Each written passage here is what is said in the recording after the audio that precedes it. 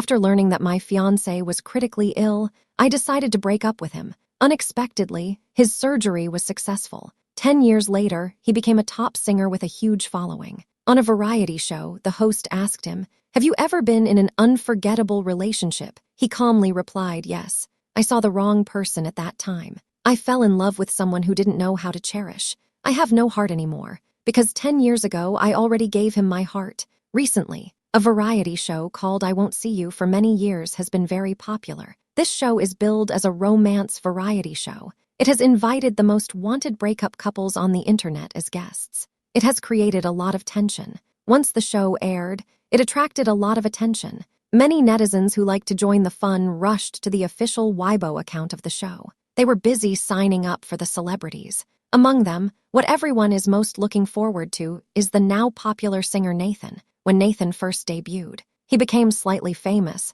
because of his handsome face with well-defined features that seem to have been carefully designed. He has been in the entertainment industry for 8 years. He has created many outstanding works. He has accumulated 50 million followers online. Such a person who has been working hard in the entertainment industry for a long time has never been involved in any scandals. Even the most well-informed paparazzi can only dig up that he once had a former girlfriend who he cared about very much. I heard they were together in high school. They split up for some reason. Fans don't care about this. Instead, they keep urging the show's production team in the comment section. Someone left a message saying, "The show's production team, hurry and invite Nathan to be a guest. I want to see what the woman who has been on my brother's mind for so many years really looks like. Please help my child. Show production team. He's over 30 and still hasn't found a partner. As his mother, I'm really worried." That's great. The pure love warrior is here. We're saved. That night,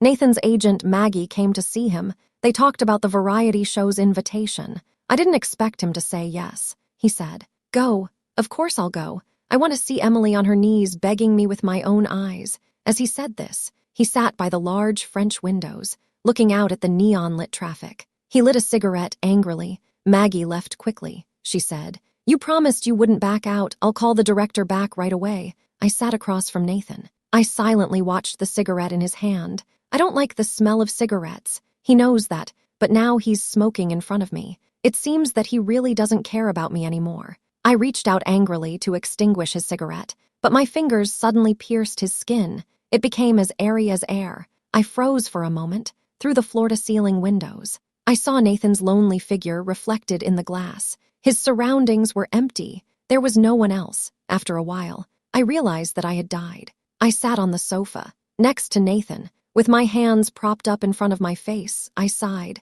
Now Nathan hated me. He wanted to embarrass me in front of everyone, but he would be disappointed. How could a program crew, how could the production team find him? They really didn't find any news about me. The contract had already been signed. The official blog had also announced it. Nathan was still invited to be the opening guest when I didn't see you for many years. During the Truth or Dare segment, Nathan was drawn. He chose truth. The host asked him, "Everyone says you're frigid." Haha, I don't believe it. How could a frigid person write such a passionate love song as Blazing Summer? So I'll ask you a question on behalf of everyone. In your life, is there someone you've always thought about who is unforgettable? Nathan suddenly froze for a moment. His expression immediately became cold. There is. The host originally thought he would avoid this question, but immediately perked up. He didn't want to miss any opportunity to uncover the popular male singer's love history. He wanted to add a highlight to the show, since it is unforgettable. Does this mean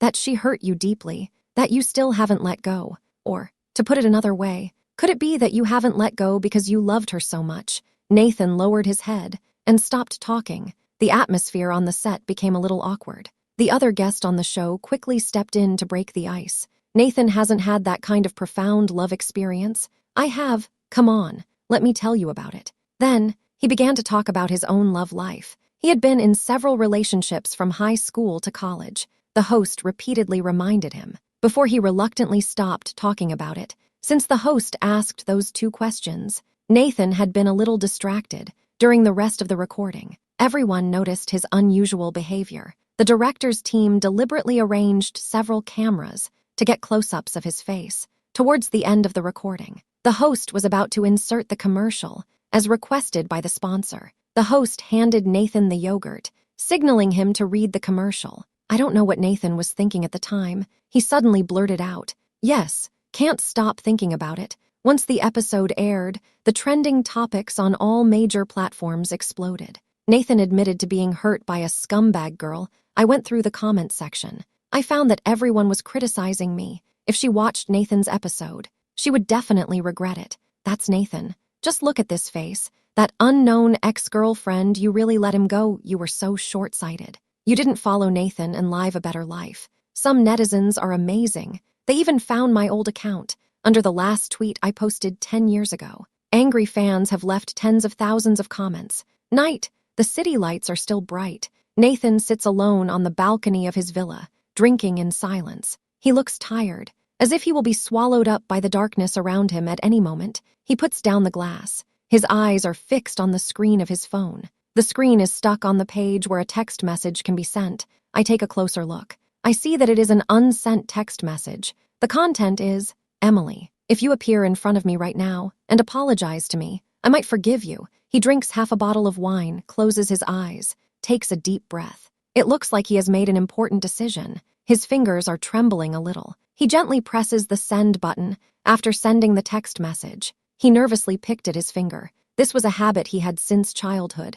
Every time I saw him do this before, I would hold his hand tightly, but I am no longer by his side now. How come he still hasn't learned to take care of himself? I watched Nathan's finger become bloody from picking at it. Blood oozed slowly from the wound. He seemed unable to feel the pain. Anxiously, he picked up the phone and put it down again, over and over again. A few hours later, he was clearly on the verge of collapse. He took a deep breath, picked up the phone, and dialed my number. After 10 seconds. A strange man's voice came from the other end of the line. "Hello, who are you looking for?" Nathan froze. He looked a little angry. There was obvious anger in his voice. "Who are you? I want to speak to Emily. Please put her on the phone."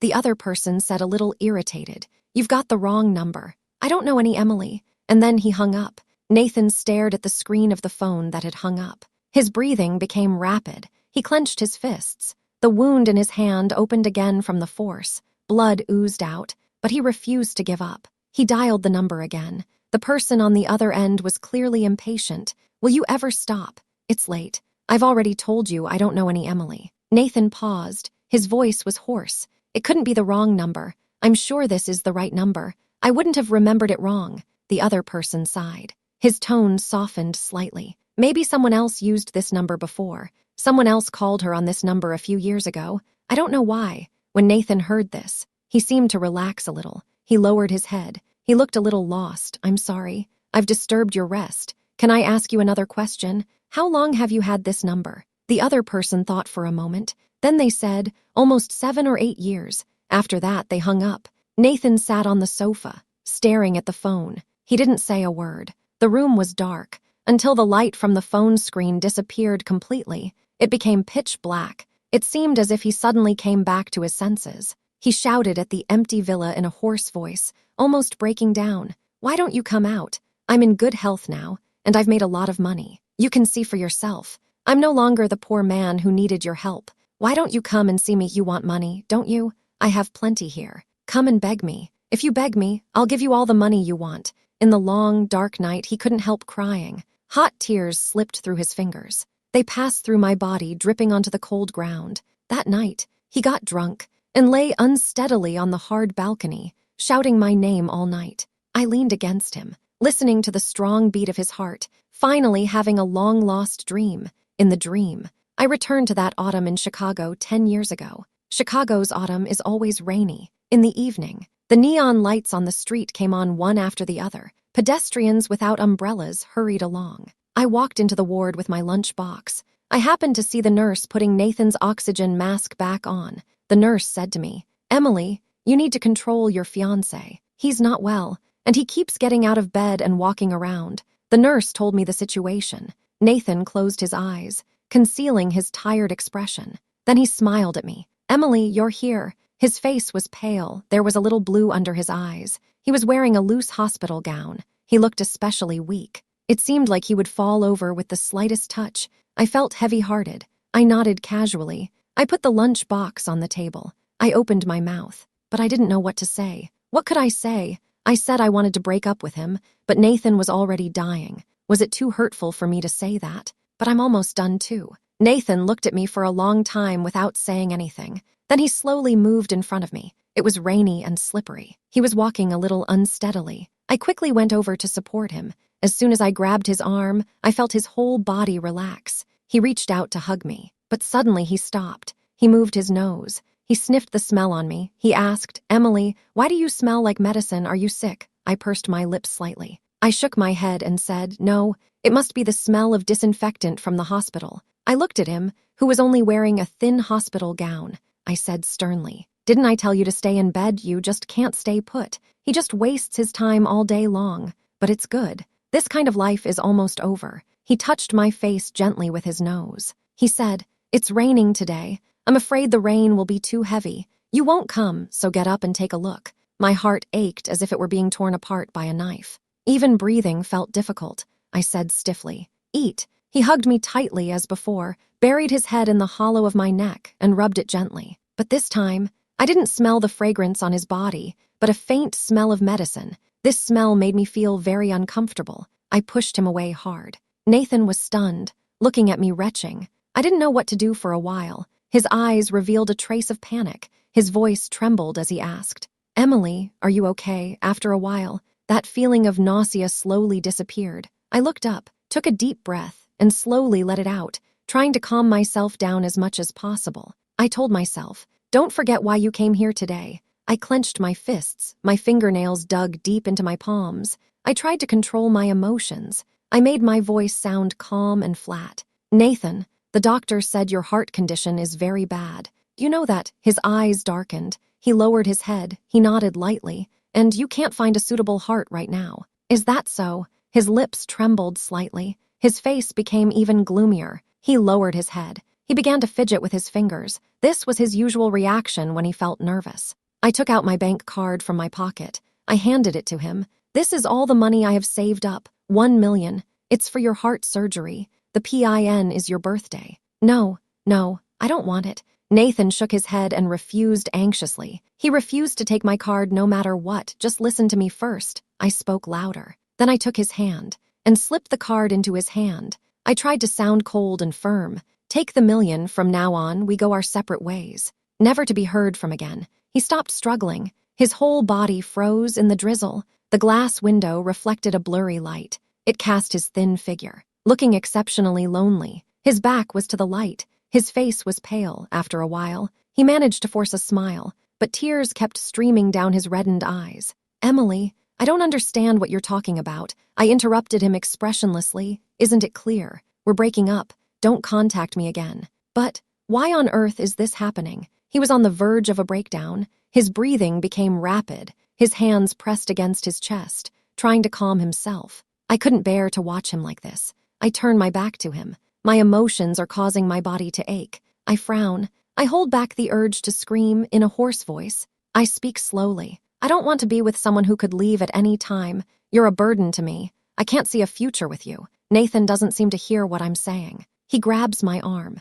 Concerned, he asks, "Emily, are you okay? Are you feeling unwell?" He tries hard to look at me and brought his face closer. I could see the worry and anxiety in his eyes. I was a little shaken and softened, but I quickly shook off these thoughts. I had to end it quickly. It would be better for both of us if we parted sooner. I forcefully shook his hand. I said impatiently, "I've made myself clear. What don't you understand? The doctor said your situation is very pessimistic. Even if a matching heart is successfully transplanted, how long will you live? I don't want to waste my youth on someone with a limited life expectancy." Nathan was unable to keep me. I watched him fall from the bed to the floor with a cold heart. His face was pale with pain, but he still struggled to crawl towards me. I stared at him on the floor. My tone was cold. "Go away. Don't cling to me like a beggar. Don't you find yourself disgusting?" Nathan sat on the floor with no strength. His eyes were vacant, full of despair. His body kept shaking. I felt a little guilty. I really couldn't bear to hear anymore,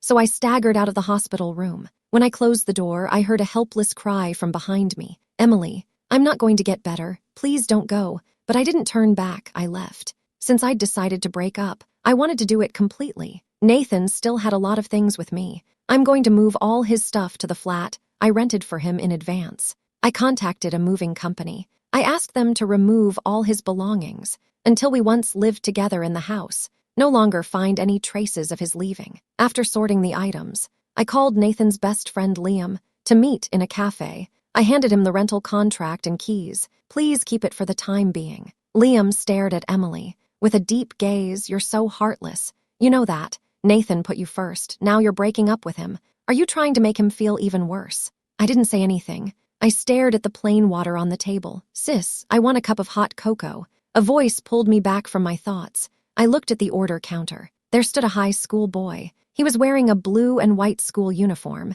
He looked full of youthful vitality. I was a little distracted. He looked so much like Nathan from before. I couldn't help but think back to the past. I fell deeper into my memories. My mother was the lover of a wealthy man. Thanks to her youthful and beautiful appearance, she was very much loved. The years when I was born were the time when she was at the peak of her success. Life was very luxurious. She was very good to me. No matter how late she came home, she would tiptoe into my room. She would tuck me in. However, the good times didn't last long. She contracted a family disease. Her condition deteriorated rapidly. Within just a few months, her body and mind collapsed. The rich man turned cold and heartless towards her. He soon abandoned her. My mother passed away. All I was left with was a house full of useless luxury goods and an empty house. I lived alone. Every day felt like I was living without a soul. Until one rainy night, I met Nathan, who was 16 years old. After his parents died in a car accident, his relatives passed him around like a ping-pong ball.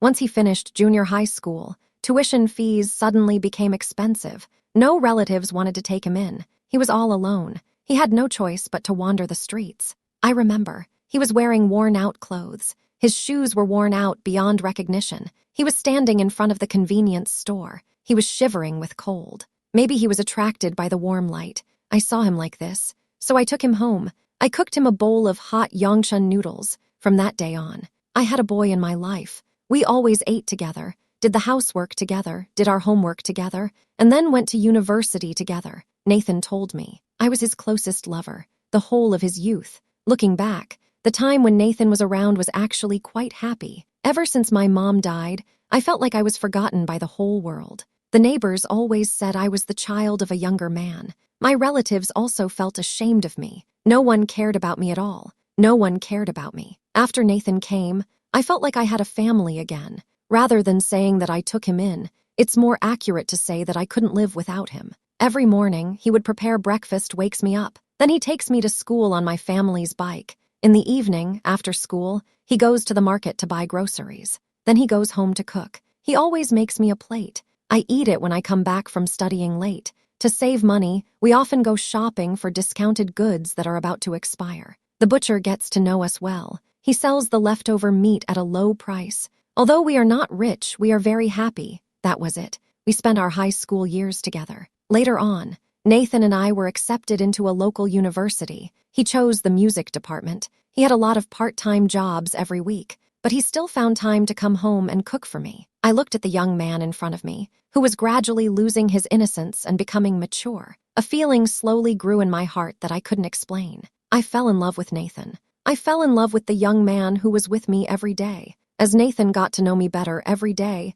his attitude towards me had subtly changed. He often looked at my profile in a daze. When we passed a flower shop, he would buy me a fresh bouquet of jasmine. He even ran all the way across half of Chicago in a heavy snowstorm just to buy the pastry I liked. Although I was a year older than him, he no longer called me Emily Nee. He just called me Emily. Later, he started calling me Emily. I corrected him a few times, but he still didn't change. I let him be. That winter, the first snow fell. He and I had just finished shopping for the new year at the supermarket. We were walking together on the road. The street lamps were glowing a warm yellow. The light fell on his young, fair face. It contrasted beautifully with the falling snow. It was such a beautiful sight. It was so beautiful that it felt a little unreal. I couldn't help but say something. He stopped in his tracks. He looked at me in surprise. He asked, "What did you say?" His blushing face immediately sobered me up. I hurriedly quickened my pace and ran away in a panic. "Emily, you stay right there."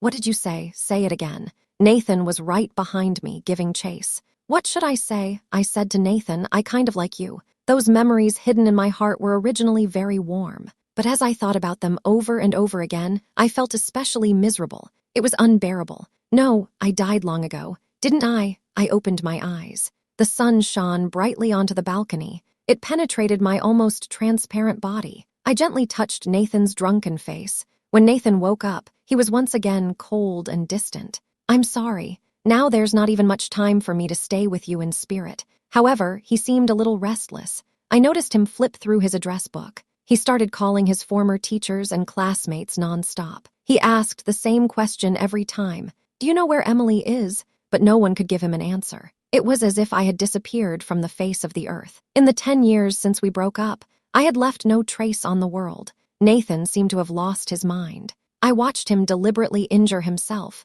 letting the blood drip from his wounds. He put down his work, took his assistant with him, and started asking around for news of me. But like the previous days, no one knew where I was. No one had seen me again. I noticed him pressing his hand painfully to his chest. His breathing became rapid. He started packing up old items. I recognized them as the things I had helped him move into the rental apartment back then. I had no idea he had kept them all these years. As he rummaged through the things, he found a rental contract. On the last page, I had signed my name. Nathan gently touched my name. Tears dripped onto it. On the other side was the landlord's signature and contact information. He dialed the number. Nathan met with the landlord. The landlord was a middle-aged woman. She was very excited to see Nathan. She took out her phone and took photos of Nathan for several minutes before sitting down. Nathan kept smiling and cooperating with her photos. After sitting down, Nathan handed her the rental contract. He asked if she remembered me.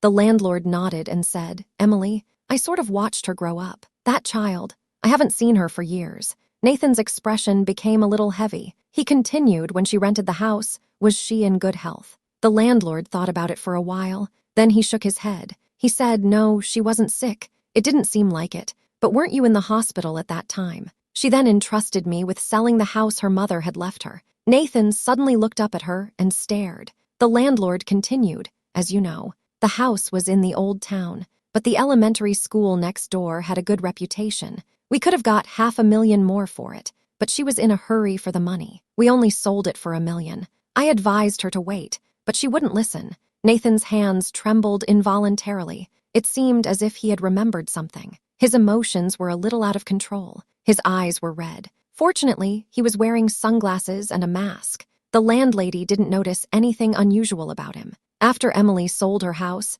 she planned to rent a place from me, the one you bought after living here for 3 years. At the time, I accompanied her family to see the houses. That girl, she either didn't like the lighting in this one or the environment in that one. I ran around after her. My legs were about to give out. If it weren't because I've seen her grow up, I really wouldn't want to take this business. After the landlord finished speaking, she smiled and took a sip of coffee. In the end, I finally found this apartment you live in. Emily was very satisfied. She rented it directly for 3 years and paid the rent for 3 years in one go. After saying that, the landlord aunt looked at Nathan and said softly, recently, my daughter showed me the hot search. There are a lot of people on the internet scolding Emily. Nathan, I don't know what exactly happened between you two, but Emily is definitely not the kind of gold-digging girl that those people on the internet said. She is a girl. When you were sick and in the hospital, took care of you, she even sold the house. Don't let other people's random comments make you think badly of her.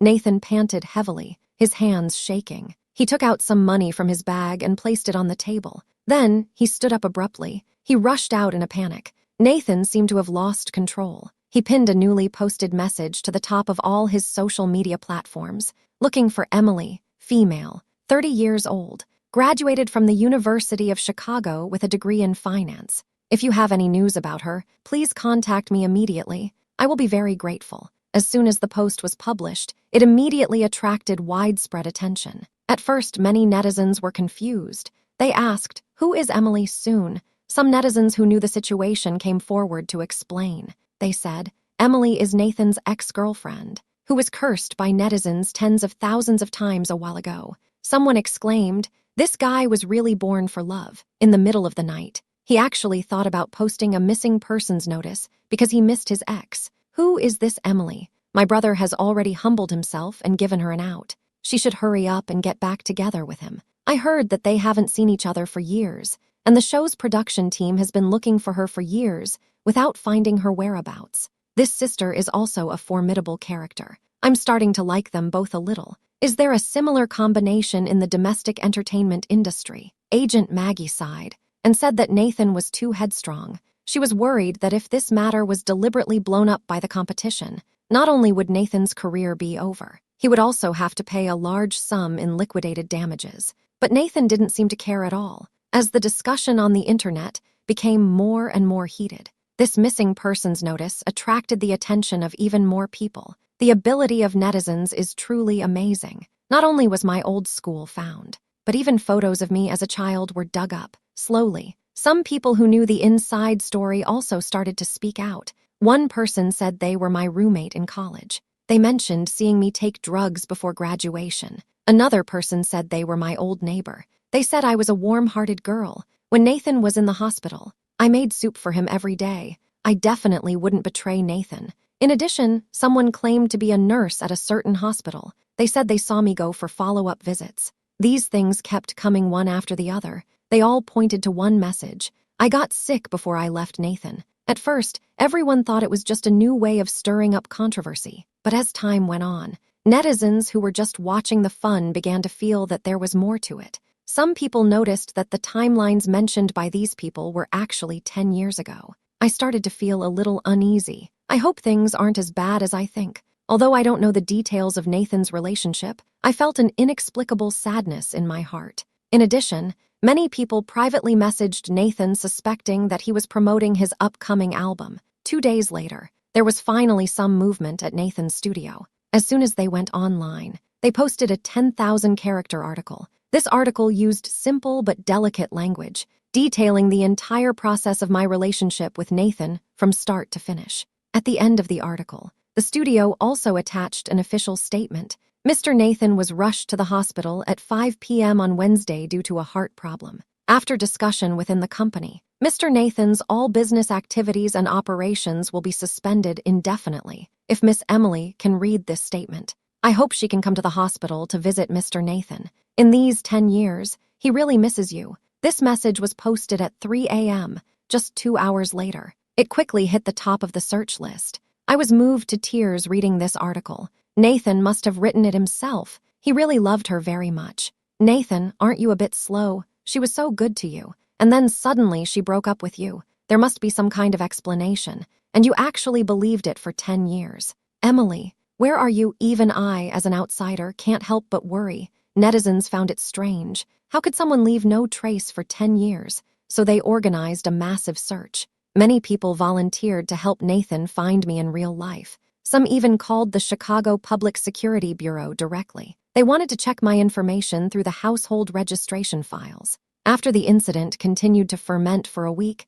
the official account of the Chicago Public Security Bureau finally spoke up. They expressed their deep regret and showed netizens the death certificate I registered 10 years ago. It clearly stated on the certificate that I had died in Chicago Hospital 10 years ago. An account suspected to be from someone inside the hospital left a comment in the comments section, revealing that I had died of a rare family genetic disease. Before I died, I was still worried about the health of my fiancé and signed a heart donation agreement. I hope that this way, the supply of hearts will increase, so that my fiancé can find a suitable heart for transplant as soon as possible. It was a coincidence. Another patient in the hospital who needed a heart transplant was transferred to another hospital the day before. That afternoon, only Nathan's one transplant was performed. This means the heart beating in Nathan's chest is mine. Around that comment, countless netizens were moved to tears. They rushed to the studio account and asked them not to tell Nathan the news. Everyone knows if Nathan knows, he may not be able to bear it. In the hospital, Agent Maggie strictly controls and does not let Nathan touch any electronic devices. She cut off the wireless signal from the TV in the ward overnight and can only play a few channels repeatedly. Liam brought a fruit basket to the hospital to visit Nathan. Seeing Nathan lying in the hospital bed, pale, with vacant eyes, he tried hard to hold back his tears. Brother, rest assured. Once we find news about Emily, I will go and fetch her myself. I will bring her to see you. Is that okay? Nathan's eyes finally had some expression. He nodded. The doctors and nurses at the hospital tacitly refrained from mentioning my name in Nathan's presence. Whenever Nathan asked, they would always tactfully change the subject. However, half a month later, Nathan still found out the whole truth. Here's what happened. When he went downstairs for a walk, a young nurse who had just started there saw him. She couldn't hold back her tears. Her sad, regretful eyes made Nathan lose control. He hurried back upstairs to find his phone.